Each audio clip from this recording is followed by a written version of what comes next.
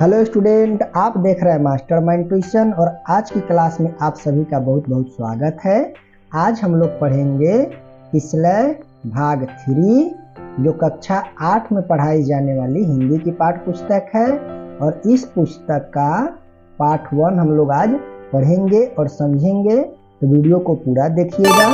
साथ ही अगर आप चैनल पर नए हैं तो चैनल को सब्सक्राइब जरूर कर लीजिएगा। अगर यह वीडियो आप फेसबुक पर देख रहे हैं तो फेसबुक पेज को फॉलो कर लीजिएगा। तो चलिए बिना देरी किए क्लास को शुरू करते हैं।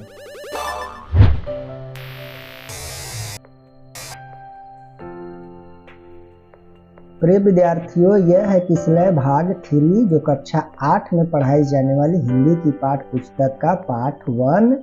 पाठ का नाम है तू जिंदा है तो। यह कविता शंकर शैलेंद्र जी द्वारा रचित है जो गहरे जीवन राग को और उत्साह को प्रकट करती है। चलिए हम इसको पढ़ते हैं और समझते हैं।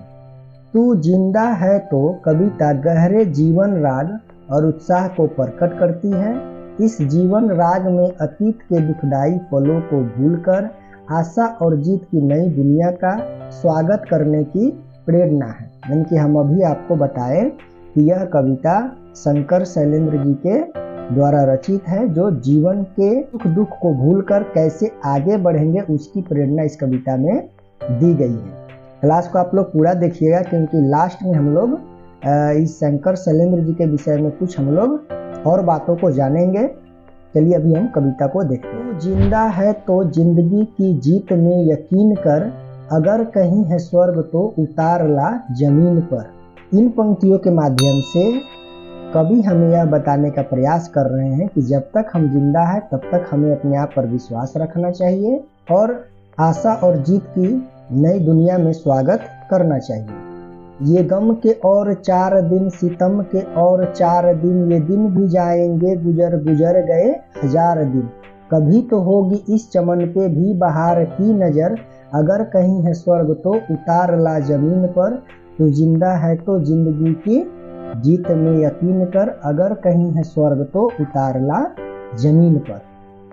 इन पंक्तियों के माध्यम से हमें यह बताया गया है कि गम और अत्याचार के या दुख के जो भी दिन है वह बीत जाएंगे जिस तरह से हमने हजारों दिनों को बिताया है। हमें यह आशा रखनी चाहिए कि हमारे जीवन में कभी न कभी बहार आएगी। हम अपने सुकर्मों से स्वर्ग को भी पृथ्वी पर ला सकते हैं। इसीलिए जब तक हम जिंदा हैं तब तक हमें विश्वास बनाए रखना चाहिए। चलिए हम लोग आगे बढ़ते हैं। सुबह और शाम के रंगे हुए गगन को चूम कर, तो सुन जमीन गा रही है कब से झूम झूम कर।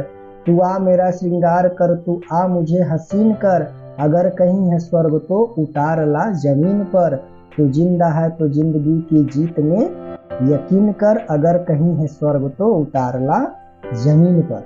जिस प्रकार विद्यार्थियों पृथ्वी सुख और दुख में एक समान आकाश को देखकर आनंदित हो उठती है, आनंदित रहती है, उसी प्रकार हमें भी अपने सुख दुख के साथ आनंद में रहना चाहिए।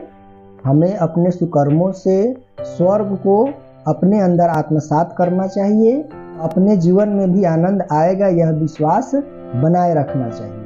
चलिए आगे की पंक्तियों में देखते हैं कवि का भाव क्या है। 1000 भेष धर के आई मौत तेरे द्वार पर, मगर तुझे न छल सकी चली गई वो हार कर। नई सुबह के संग सदा तुझे मिली नई उम्र, अगर कहीं है स्वर्ग तो उतार ला जमीन पर। तू जिंदा है तो जिंदगी की जीत में यकीन कर, अगर कहीं है स्वर्ग तो उतार ला जमीन पर। प्रिय विद्यार्थियों, आपने महसूस किया होगा कि दुख हमारे जीवन में अनेक प्रकार से अनेक रूपों को धारण करके आया करती है, लेकिन वह एक तरह से हमारे इरादे को मजबूत करती, हमारे इरादे को परखती है और हमें अपने इरादे को बनाए रखने चाहिए। अपने मजबूत इरादे से स्वर्ग को पृथ्वी पर ला सकते हैं। हमें अपना इरादा मजबूत रखना चाहिए और हमें यह विश्वास रखना चाहिए कि हम यह काम कर सकते हैं, अपने जीवन में मंजिल को पा सकते हैं और आगे बढ़ सकते हैं। चलिए अब हम आगे बढ़ते हैं। हमारे कारवां को मंजिलों का इंतजार है, ये आंधिया ये बिजलियाँ की पीठ पर सवार है। तू आ कदम मिला के चल चलेंगे एक साथ हम, अगर कहीं है स्वर्ग तो उतार ला जमीन पर। तू जिंदा है तो जिंदगी की जीत में यकीन कर, अगर कहीं है स्वर्ग तो उतार ला जमीन पर। हम मनुष्यों को अपने लक्ष्य का इंतजार हमेशा होता है, हम अपने लक्ष्य को पाना चाहते हैं। इसके लिए हम सुख दुख के साथ अगर आगे बढ़े तो हम अपने लक्ष्यों को पा सकते हैं। अपने विश्वास और लगन से मंजिल को पाया जा सकता है। यह विश्वास अपने मन में हमेशा बनाए रखना चाहिए और आगे बढ़ते रहना चाहिए। कविता की इन पंक्तियों में कवि का यही भाव है। चलिए हम लोग आगे देखते हैं। जमी पे पेट में पली अगन पले है जल जले, टिके न टिक सकेंगे भूख रोग के स्वराज ए मुसीबतों के सर कुचल चलेंगे एक साथ हम, अगर कहीं है स्वर्ग तो उतार ला जमीन पर। तू जिंदा है तो जिंदगी की जीत में यकीन कर, अगर कहीं है स्वर्ग तो उतार ला जमीन पर।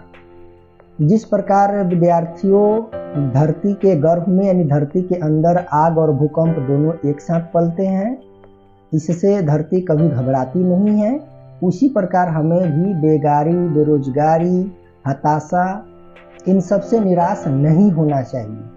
हमें एकता और विश्वास के साथ आगे बढ़ते रहना चाहिए और अपने लक्ष्य को प्राप्त करने का चेष्टा हमेशा करते रहना चाहिए। इस प्रकार से हम अपने जीवन में भी स्वर्ग को आत्मसात कर सकते हैं। चलिए हम लोग आगे देखते हैं। विद्यार्थियों, ये कविता की अंतिम पंक्तियां हैं जिसे हम लोग पढ़ के समझ ले रहे हैं। बुरी है आग पेट की, बुरे हैं दिल के दाग ये, न दब सकेंगे एक दिन बनेंगे इनकलाब ये। गिरेंगे जुल्म के महल बनेंगे फिर नवीन घर, अगर कहीं है स्वर्ग तो उतार ला जमीन पर। तू जिंदा है तो जिंदगी की जीत में यकीन कर, अगर कहीं है स्वर्ग तो उतार ला जमीन पर। विद्यार्थियों, पेट की आग और दिल का द्वेष यह एक बुरी चीज है, कुरीति है, जिसे दूर करने के लिए हमें आवाज बुलंद करनी चाहिए। आपसी द्वेष और भेदभाव के महल को गिराकर हम आगे बढ़ सकते हैं और विश्व में शांति बहाल कर सकते हैं। हमें यह हमेशा याद रखनी चाहिए कि हम अपने सत्कर्मों से और परिश्रम के बल से किसी भी मंजिल को प्राप्त कर सकते हैं, और जब हमें मंजिल प्राप्त हो जाएगी तो हमारे जीवन में अपने आप स्वर्ग की प्राप्ति हो जाएगी। हम अपने आसपास भी स्वर्ग जैसा माहौल बना सकते हैं और हमें अपने अंदर के विश्वास और आशा को टूटने नहीं देना है। एक नई प्रेरणा के साथ आगे बढ़ते रहना है और एक दिन निश्चित ही लक्ष्य की प्राप्ति हमें हो जाएगी। यह कविता हमें यह प्रेरणा दे रहा है। इन्हीं पंक्तियों के साथ कविता जो है आपकी समाप्त हो गई। यहाँ पर कवि महोदय का नाम लिखा हुआ है शंकर शैलेंद्र जी। इनके विषय में हम लोग अभी जानेंगे, तो क्लास अभी समाप्त नहीं हुई है, आप लोग क्लास में बने रहें। चलिए आगे देखते हैं क्या है। और कविता समझने के लिए कुछ भावार्थ को दिया गया है, निशब्दार्थ दिया गया है। जैसे यकीन, यकीन का मतलब होता है भरोसा विश्वास। सितम का मतलब होता है जुल्म अत्याचार। गुजर का मतलब होता है बीतना। चमन का मतलब होता है बाग या फुलवारी। बहार का मतलब होता है शोभा सुंदरता। जुल्म का मतलब अत्याचार। श्रृंगार का मतलब श्रृंगार। कारवां का मतलब काफिला झुंड। जमीन का मतलब जमीन धरती। अगन का मतलब आग। जल जले का मतलब भूकंप। स्वराज का मतलब अपना राज। तो यह सब कुछ शब्द है जिसके माध्यम से हम कविता के अर्थ को, भावार्थ को अच्छे ढंग से समझ सकते हैं। अब चलिए हम लोग थोड़ा कवि महोदय के विषय में जान लेते हैं। यह कविता शंकर शैलेंद्र जी द्वारा रचित है। शंकर शैलेंद्र जी का पूरा नाम है शंकर दास राव और इनका उपनाम जो है वह शैलेंद्र जी के नाम से ये प्रसिद्ध है। इनका जन्म बच्चों 30 अगस्त 1923 को रावलपिंडी, जो अभी वर्तमान पाकिस्तान में पड़ता है, वहां पर हुआ था। और इनकी मृत्यु जो है वह 14 दिसंबर 1966 को हो गई थी मुंबई महाराष्ट्र में। ये प्रसिद्ध गीतकार, जनवादी कविता और प्रगतिशील कविता और सिनेमा आदि से संबंधित रहे और इन सब क्षेत्रों में खासा ख्याति इन्होंने प्राप्त की और इनके योगदान को आज भी याद किया जाता है। कुल मिलाकर यह कविता काफ़ी प्रेरणा देने वाली है। यह कविता आपको कैसी लगी कमेंट में ज़रूर बताइएगा। साथ ही अभी तक आपने चैनल को सब्सक्राइब नहीं किया है तो चैनल को सब्सक्राइब जरूर कर लीजिएगा। फेसबुक पेज को लाइक भी कर दीजिएगा, क्योंकि आपके पढ़ाई लिखाई से संबंधित वीडियोज यहाँ पर आती रहती है। हम प्रति क्लास कुछ बेहतर करने की कोशिश कर रहे हैं, जिसमें आप सभी का योगदान काफ़ी महत्वपूर्ण होगा। तो प्रिय विद्यार्थियों, मिलते हैं आपसे अगले वीडियो में। तब तक के लिए जय हिंद।